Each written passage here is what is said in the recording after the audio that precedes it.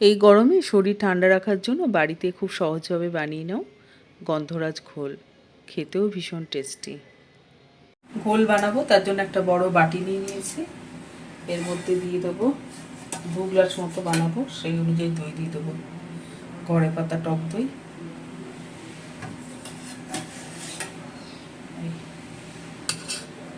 এখানে 150 গ্রাম মতো টক দই নিয়েছি।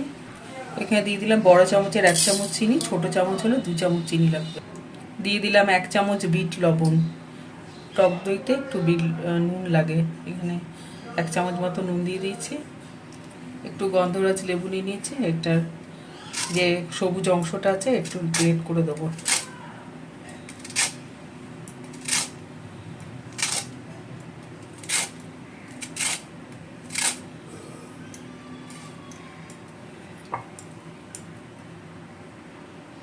এর মধ্যে একটু গন্ধরাজ লেবুর রস দিয়ে দেবো, যেহেতু গন্ধরাজ ঘোল করবো তাই।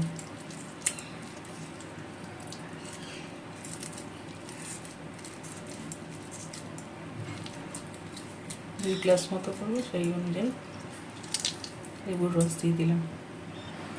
1/2 গ্লাস মতো ফ্রিজের ঠান্ডা জল দিয়ে দিলাম। এখন এই সব কিছু ভালো করে এই যে ডালকোটার কাঁটা দিয়ে ধুতে দেবো।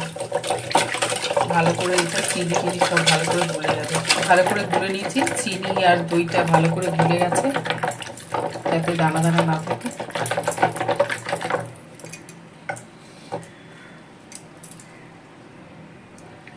এর মধ্যে দিয়ে দেবো ওই 1/2 গ্লাস দিয়েছিলাম, আর 1/2 গ্লাস দিয়ে দিলাম নর্মাল খাবার জল দিয়ে দেবো।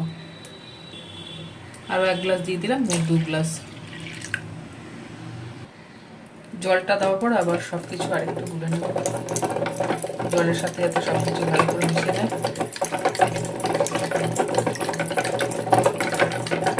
গুলে নিয়ে একটু টেস্ট করে দেখে নেব সব ঠিক আছে নাকি। যদি নুন চিনি কিছু লাগে তাহলে দিয়ে দেবো। সব ঠিক আছে, গোলটা তৈরি হয়ে গেছে। পাশে সরিয়ে রাখলাম, 2টো গ্লাস নিয়ে নিয়েছি।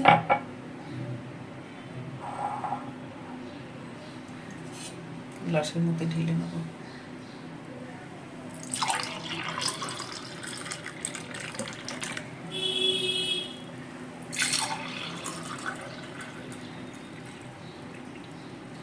এর মধ্যে একটু বরফের টুকরো দিয়ে দেবো ঠান্ডার জন্য।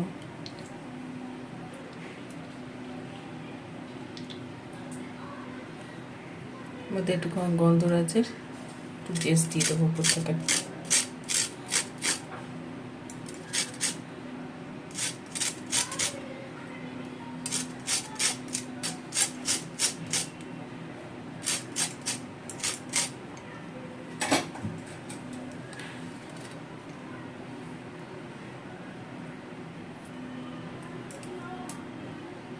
একটু গন্ধরাজ লেবুর রস দিয়ে দেবো।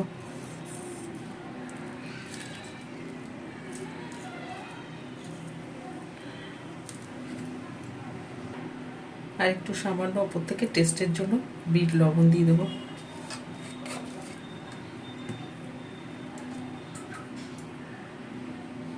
এটা দিতেও পারেন, নাও দিতে পারেন, চাট মশলা। এটা টেস্টের জন্য দেবো একটু করে ওপর থেকে।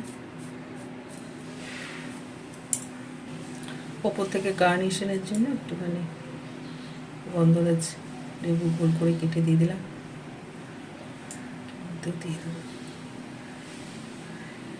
তাহলেই তৈরি হয়ে গেল আমাদের দাও সুস্বাদু গন্ধরাজ ঘোল।